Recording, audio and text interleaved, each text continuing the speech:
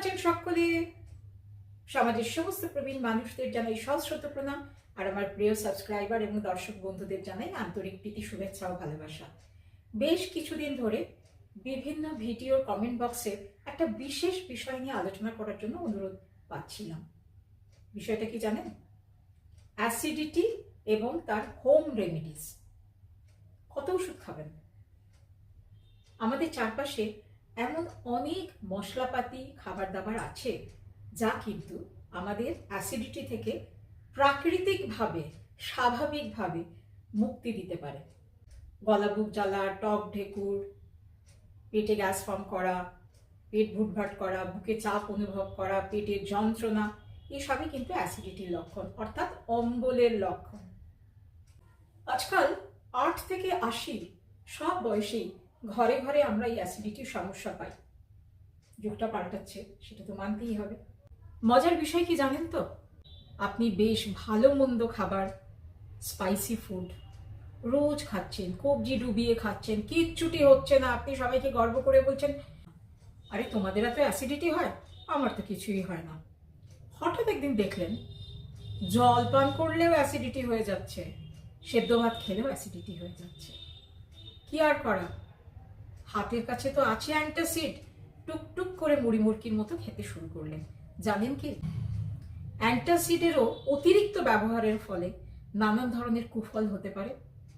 তাহলে অ্যাসিডিটি থেকে মুক্তি তো পেতেই হবে, ভালো মন্দ খেতেও হবে, কি করবেন?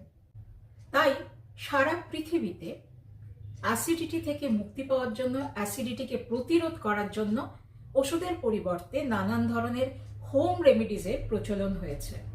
চলুন তারই কয়েকটা সহজ উপায় আপনাদের সঙ্গে ভাগ করে নিই। আপনারা সবাই জানেন অ্যাসিডিটির কারণ কি কি হতে পারে, তাও শুরুতেই আমি আপনাদের সঙ্গে একটু শেয়ার করে নিই। এক হচ্ছে অনিয়মিত, অসময়, অপরিমিত যখন তখন খাবার খাওয়ার অভ্যাস। 2, মিল স্কিপ করা। অনেকের অভ্যেস আছে, থাক দরকার নেই, আমার ওভারওয়েট হয়ে যাচ্ছে, সবাই এত চারিদিকে ফাস্টিং করছে, আমিও একটা মিল স্কিপ করে নিই। এই অনিয়মিত মিল স্কিপ করার জন্য কিন্তু অ্যাসিডিটি হতেই পারে। আচ্ছা, ছোটবেলায় আমরা বিজ্ঞানে পড়েছিলাম না প্যাভলভের পরীক্ষা? সেটাই হচ্ছে এর সব থেকে বড় প্রমাণ। সঠিক সময়ে সঠিক পরিমাণে খাবার খেতে হবে। আমাদের শরীরের একটা নির্দিষ্ট ঘড়ি আছে, সেটি অনুযায়ী সময় মতো অ্যাসিড সিক্রিশন হয়, সময় মতো গ্যাস্ট্রিক জুস সিক্রিশন হয়, সময় মতো এনজাইম সিক্রিশন হয়, যা আমাদের হজমের জন্য অত্যন্ত প্রয়োজন। 3 নম্বর, রাতে দেরি করে ডিনার খাওয়া। আরে ডিনার তো সবাই রাতেই খায়, এ আর নতুন কি কথা? বহু পেশেন্টরা আসেন, জিজ্ঞেস করি রাতে কখন খান? ওই একটু টিভি দেখে টেখে, ছেলেমেয়েরা পড়াশোনা করে, গপ্প গুজব করে, সারাদিন তো সময় পায় না, মোটামুটি 12টা থেকে 12:15টার মধ্যে রাতে আমরা খাবার শেষ করে ফেলি। কেন রোগ ডেকে আনছেন ভাই? সমস্যা কি লাইফে কিছু কম আছে? রাত্রিরের খাবার শেষ করবেন 8টার মধ্যে। অনেকেই বলবেন, আরে 8টার সময় তো আমি বাড়ি ফিরি না, 9টা, 9:30। কিন্তু বাড়ি ফিরে চব্যচস্য লেজ্জ পেয়েও খাবেন না, ওটা ছুটির দিনের জন্য রাখুন, পরিমিত আহার করুন। তাহলে দেখবেন রাত্রে খেলেও সেভাবে আপনার অ্যাসিডিটির সমস্যা হচ্ছে না, আর খেয়েই সঙ্গে সঙ্গে শুয়ে পড়বেন না। 4, অনেক রাত অবধি বসে পড়াশোনা করা, মোবাইল ঘাঁটা, ল্যাপটপ ঘাঁটা, কম্পিউটার ঘাঁটার অভ্যেস আছে। সুস্থ থাকতে এই অভ্যাসগুলো বন্ধ করুন। কিছুদিন আগে আপনাদের সঙ্গে একটা ছোট্ট ভিডিও শেয়ার করেছিলাম না, যে ভালো ঘুমের কি নিয়ম, 4, 3, 2, 1। হ্যাঁ, সেই নিয়মটা যদি মানতে পারেন, 1 ঘন্টা আগে যদি স্ক্রিন বন্ধ করতে পারেন, তাহলে কিন্তু ঘুমের সমস্যাও হবে না, আর ঘুমের সমস্যা না হলে স্বভাবতই অ্যাসিডিটিও হবে না। 5, স্ট্রেস টেনশন। দেখুন, প্রত্যেক মানুষের জীবনে তার মতন করে স্ট্রেস টেনশন আছে। আমি বলবো স্ট্রেস নেবেন না, টেনশন নেবেন না, সেটা সম্ভব না। আপনাকে ওয়ে আউটটা খুঁজে বার করে নিতে হবে যে আপনি কি করে স্ট্রেস টেনশন কমাতে পারবেন। 6, অনেকে ডিনার ঠিক সময় খান, কিন্তু খাওয়ার পরে দীর্ঘ সময় বসে পড়াশোনা করেন, কাজকর্ম করেন, এটাই তাদের সময়। এখন থেকে এই অভ্যেসগুলোর একটু পরিবর্তন করুন। 7, সেডেন্টারি হ্যাবিট, অর্থাৎ অলস জীবনযাপন করা। যতদিন আপনার শরীর পারমিট করবে ততদিন হাঁটা চলার মধ্যে থাকবেন। সেডেন্টারি হ্যাবিট একেবারেই নয়, তার ফলে অ্যাসিডিটি অনেক বেড়ে যায়। 8, অতিরিক্ত মশলাদার এবং নন ভেজ খাবার কিন্তু অ্যাসিডিটির কারণ হতে পারে।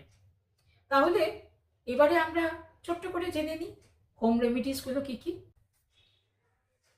আমরা হোম রেমিডিস বলে দিই, এটা করবেন, এটা করবেন না, এটা খাবেন, এটা খাবেন না, কিন্তু কিভাবে খাবেন, কখন খাবেন সেটা বলাটাও জরুরি। প্রথম, জিরে ভেজানো জল। অনেকেই জিরে ভেজানো জল সারাদিন ধরে অল্প অল্প করে পান করতে থাকেন। এটা সম্পূর্ণ ভুল পদ্ধতি। অতিরিক্ত কোনো কিছুই ঠিক না। তাহলে কি করবেন, রাত্রে 1 কাপ মানে কফি মগ, যেটা 150 ml এর মাপ, সেরকম ফুটন্ত জলে 1 চা চামচ জিরা ভিজিয়ে রেখে দেবেন ঢাকা দিয়ে। সকালবেলা সেই জিরা ভেজানো জলটা অল্প গরম করে নেবেন, ঈষদুষ্ণ অবস্থায় ছেঁকে পান করবেন খালি পেটে। সপ্তাহে 2 থেকে 3 দিন, এর বেশি কিন্তু জিরে ভেজানো জলটা পান করবেন না। দ্বিতীয়ত হচ্ছে জোয়ান। কি আর নতুন কথা, কি তো আমরা সবাই জানি, ছোটবেলা থেকে শুনে আসছি, জোয়ানের আরক খাও, জোয়ান ভেজানো জল খাও, ভাজা জোয়ান খাও। তাও আমি একটু আপনাদের মনে করিয়ে দিচ্ছি কিভাবে জোয়ানটা খাবেন। জোয়ান শুকনো সেঁকে রেখে দেবেন। খাবার সময় জোয়ানের সঙ্গে একটু বিট লবণ মিশিয়ে মুখে রেখে সিপ করে করে গরম জল খাবেন। মৌরি শুকনো খোলায় সেঁকে রেখে দেবেন।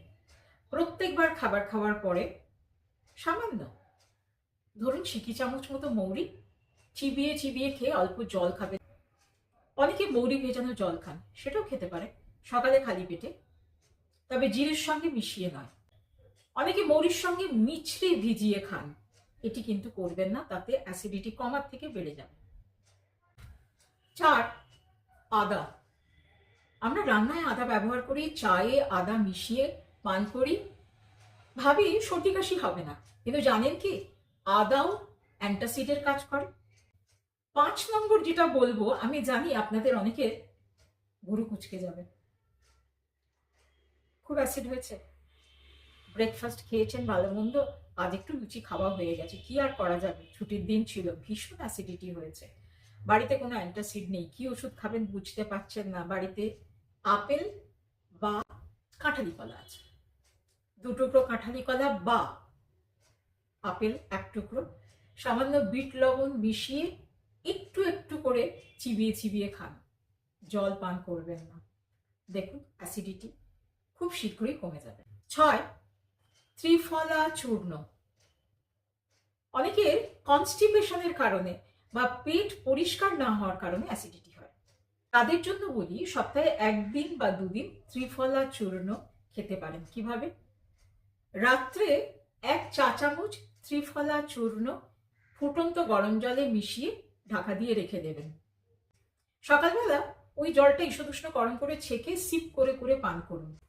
শুনুন, শুধু হোম রেমিডিস ফলো করলে হবে না, কিন্তু জীবনযাত্রায় পরিবর্তন আনতে হবে। এতে তো সবই ইচ্ছে করে, আপনার আমার সকলেরই খেতে ইচ্ছে করে, যে নিরামিষ খায় তারও ইচ্ছে করে, যে আমিষ খায় তারও ইচ্ছে করে, কিন্তু শরীরটা তো আমার, কষ্টটা তো আমি পাবো, তাহলে এখন থেকে বুঝে শুনে খাবো। সবাই খুব ভালো থাকবেন, সুস্থ থাকবেন। আর কোনো প্রশ্ন থাকলে বা বক্তব্য থাকলে কমেন্ট বক্সে জানাবেন। লাইক শেয়ার সাবস্ক্রাইব তো করবেনই। ওম শান্তি।